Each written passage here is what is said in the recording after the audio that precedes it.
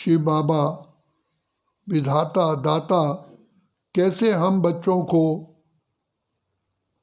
स्वमानधारी के साथ साथ राज्य अधिकारी बनाते हैं। तो कितनी सहज तरीका बार बार हमको याद दिलाते हैं, बच्चे तुम कौन हो, कितने ऊंच से ऊंच बाप के बच्चे हो। कल भी बाबा ने यही कहा कि पवित्र कौन रह सकता है, जिसको निश्चय है। और हमें निश्चय है कि हम भगवान के बच्चे हैं, तो हमारी चलन, हमारा चेहरा, हमारे आचार विचार व्यवहार कैसा होना चाहिए। ये निश्चय हो कि मैं गॉडली चाइल्ड हूँ, परमात्मा की संतान हूँ, मैं वो शूद्र नहीं हूँ। पहले मैं शूद्र जीवन में था, अब मैं ब्राह्मण कुलभूषण स्वदर्शन चक्रधारी त्रिनेत्री त्रिकालदर्शी मास्टर सर्वशक्तिमान हूँ।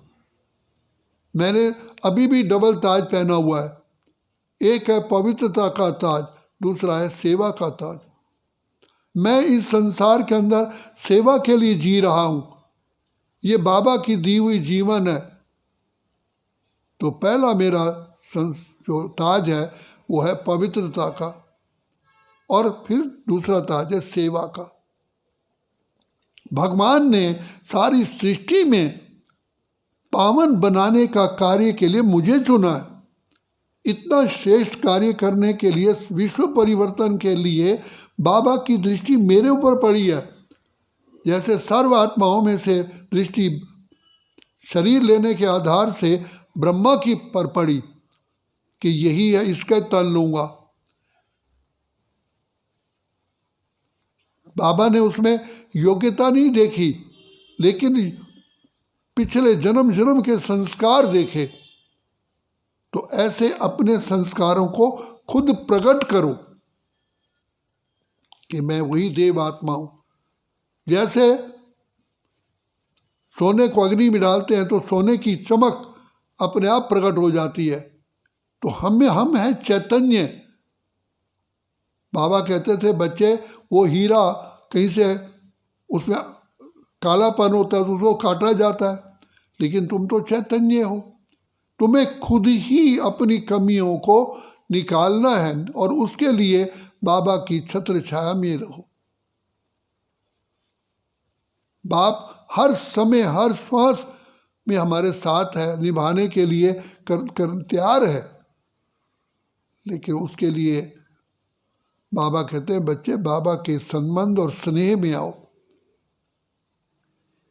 किसी भी संबंध में हमारी बुद्धि ना जुटे, इसलिए सर्व संबंध बाप से ही जोड़ो, और उन संबंध में भी स्नेह हो।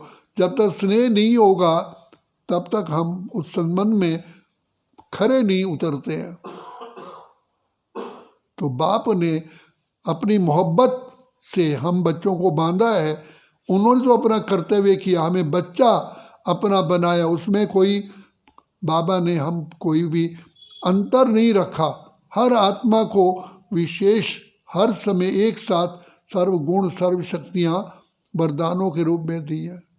अब हमको अपनी ही शक्तियों द्वारा बाप का नाम शो करना है।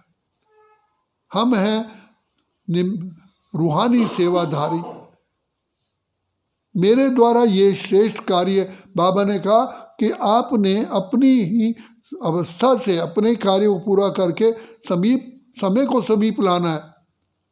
जैसे कहीं जाना होता है, भाई हम तैयार हैं, अब गाड़ी स्टार्ट करो।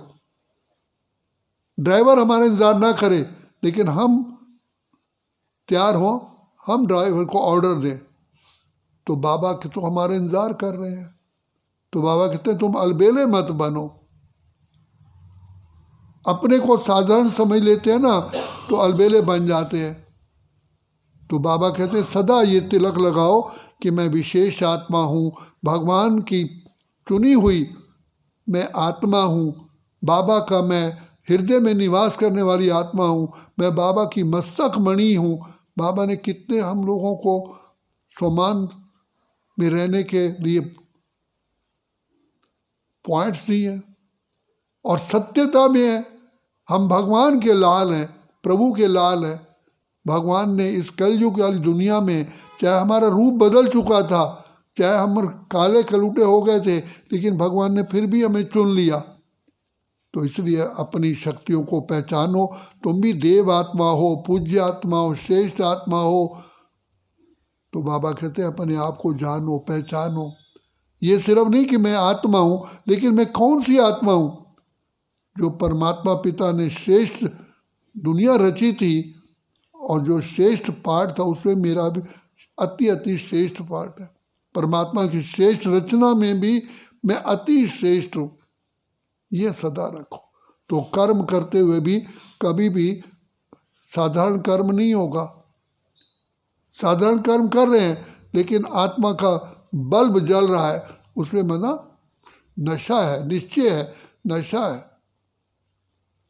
तो बाबा कहते हैं बच्चे तुम कितने पद्मा पदम सौभाग्यशाली हो। बच्चे अपने आप अपना श्रृंगार करो। तो अब हम अपना श्रृंगार कर रहे हैं, भविष्य में तो हम चमकेंगे। तो बाबा बार बार हमको याद दिलाते हैं।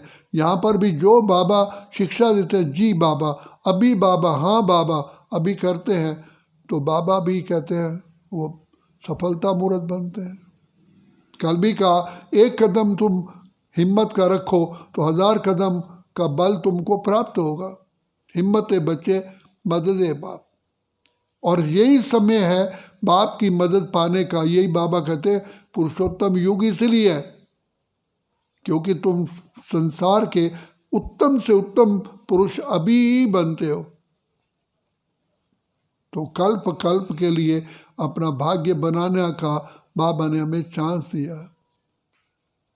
तो स्वराज्य अधिकारी ही विश्व राज्य अधिकारी है। अच्छा, ओम शांति।